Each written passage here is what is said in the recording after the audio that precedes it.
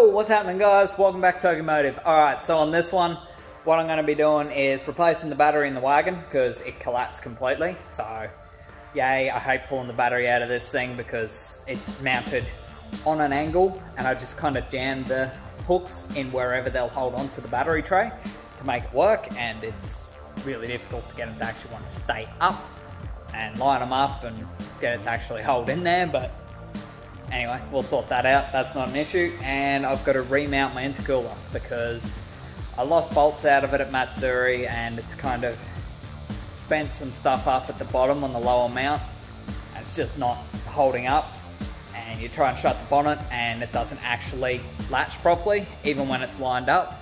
So I'm going to say the whole, because the intercooler is basically my rad support brace, because I got rid of the rad support brace and then mounted the cooler there, and that basically holds all that together and all sturdy.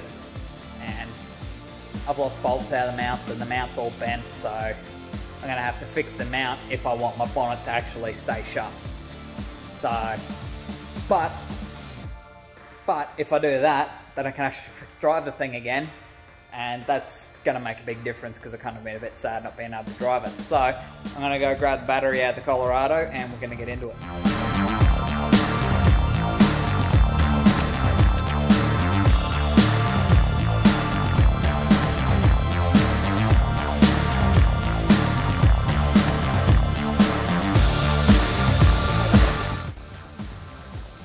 Alright, so pulled out the battery, and I'm sure everyone's had this at some point or another, but when you throw your cars around a lot, batteries tend to leak even if they're a maintenance-free one. And I've got corrosion and all the paint's been stripped off all over the place here. It's happened before. I got the car as well, and the whole battery tray had actually rusted out, so if you leave it for too long, it's going to end up causing a big problem. So get yourself some bicarb. Bicarb will neutralise the acid.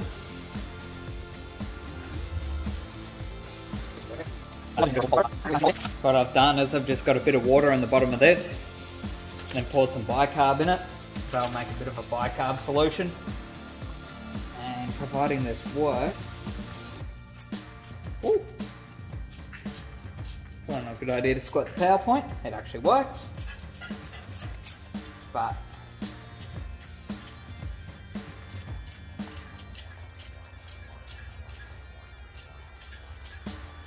around, give all the battery out a set of squirt. You may or may not be able to see it, but it's reacting with the acid. It's all bubbling and everything. That's it neutralizing it.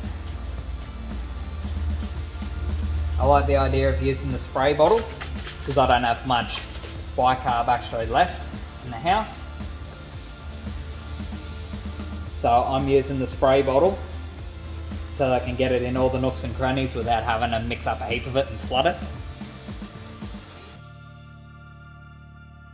Now the acid's neutralised, but wipe it off with something you don't care about, obviously. I don't have much left, so I'm just kind of going to pour it over the area anyway. I dried up the bulk of it. Well, the bicarb solution and that water and everything's all drying off, so I can give that a quick coat of paint. I'm not going to worry about going too crazy with it because I'm just going to puke acid over it in the next 6 months anyway, and my battery will die in another 12, so it doesn't really matter too much. But I'll go through, I'm going to pull this bumper off and we'll have a look at adjusting, or probably just straight up remaking my cooler mount brackets, and then hopefully once I sort that out, my bonnet will actually want to clip shut, and then it's just pretty well good. Slap the new battery in and away we go. So let's do it.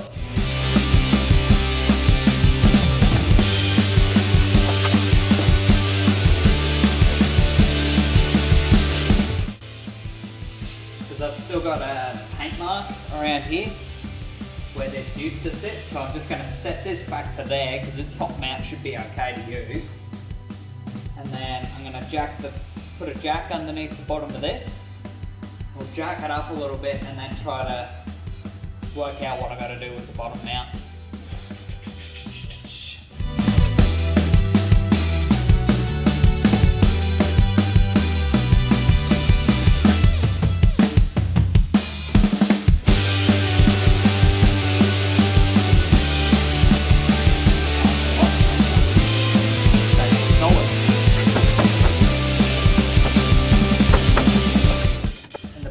trying to make it work, I've managed to bend up the latch. So I think that's the problem now, because I'm getting full, the bonnet's going down fully and locking in, but it's actually not locking across and holding onto it. So I'll pull that out. I'll grab the one out of the sedan and we'll see if it'll work with that one.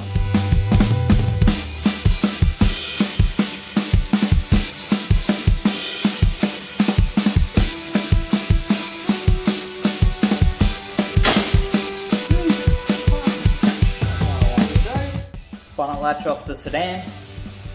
Let's see if it'll actually work, because I broke that clip. Boop.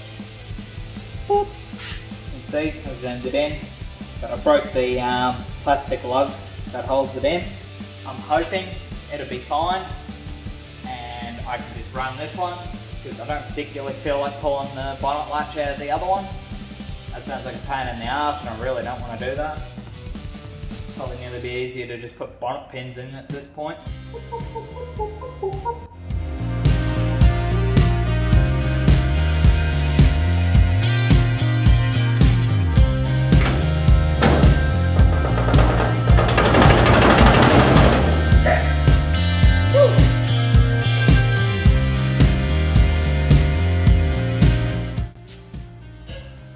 That'll be a success. Alright. Let's paint this battery tray, and then I'll put this bumper back on, zip tie everything all back in. Hopefully the paint will be dry enough, and then I'll slap the battery in and we can actually start the damn thing. Squirts from Bunnings. A little bit more expensive of a can of paint. Smells like nail polish, but this stuff sticks to everything. Like, you can use, the person who put me onto this used to wash his steelies and then just paint them. You just flick the water off enough and then just spray straight onto it and it'd just stick. So, fantastic stuff for just doing little touch-up things like this. And you just kind of just...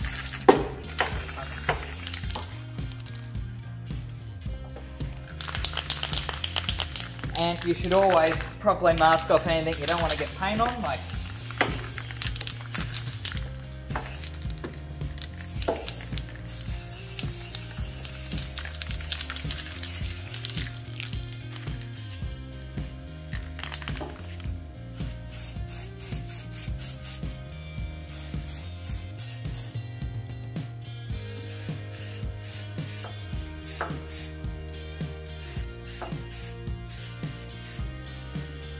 see, it's called being thrifty. The overspray helps coat the battery tray that little bit more.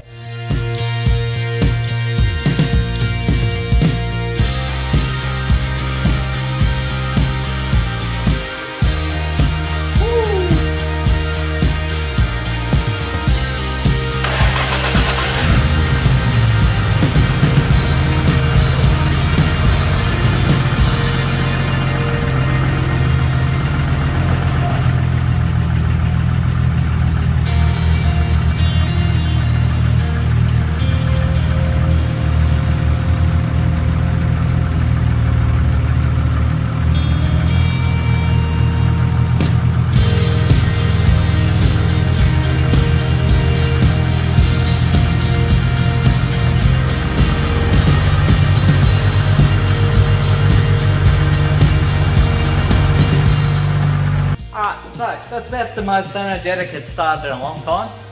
I've actually got all the way at the back of the car, got a solid 13 volts on the capacitor, which is about the best I usually would see for this thing. The fuel pump has a big draw, but for a while there it was sitting down at 12 so I'd say the battery was pretty tired for a while, and then it just gave up after a while. So that's all good, but what I just noticed then is I have a massive exhaust leak, which is the gasket underneath the turbo. It's all the bolts have come loose, so I'm going to quickly nip them up. Hopefully that fixes that. Oh, I've entirely lost a nut off of this side, which I don't know how, because that's one of the harder ones to actually get off. Got that one still there. Oh, thank fuck, that one's still there. Alright, well, this is gonna be fun. Oh, okay, which is doing down there? It's one of those times where I've done something just to get me out of trouble on the way back from the track. And I realised how much of a pain in the ass it's going to be later.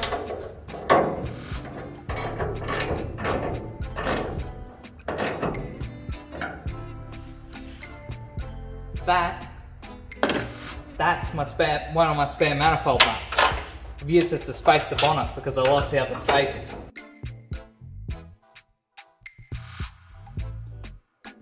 I was kind of worried my dump pipe had snapped again because I was kind of using my dump pipe as an engine mount for a while. So hopefully that was the only leak there and we fixed it and it's good and I don't have to take this off.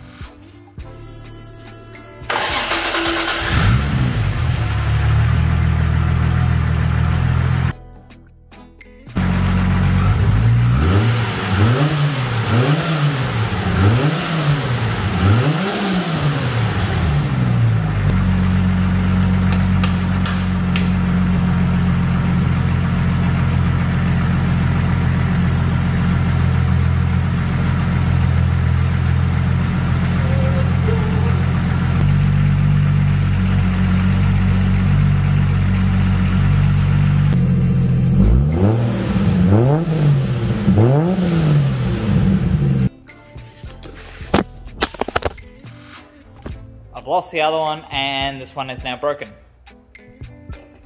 Awesome. That turbo gasket, the one underneath the turbo, that's still leaking. I'm gonna say I've kind of blown it out. I was probably drifting on it and just didn't really notice, didn't pay attention. I knew there was an exhaust leak sound on the second day, but I just half expected I just cracked my dump pipe again, but I'm gonna say I blew that gasket instead. I've got other ones here, but I'm not that super stressed about it. My ECU's only set up to fine trim off the wideband anyway, so it should be alright, shouldn't hurt it too much. It won't adjust the fuels too far from its target anyway, so it should be fine. It'll be fine enough to go for a drive with at least tomorrow.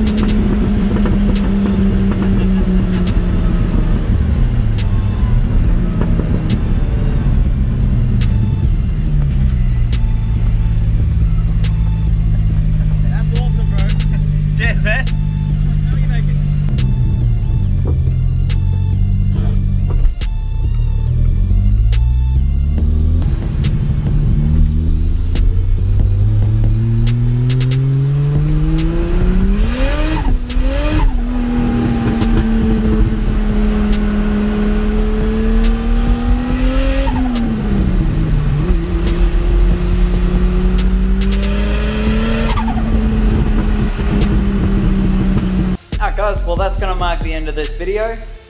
If you've made it through to the end, thank you very much. Thanks for coming. Hope you enjoyed.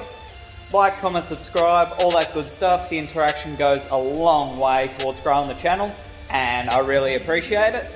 But I'm going to wrap it up here and I'll see you on the next one.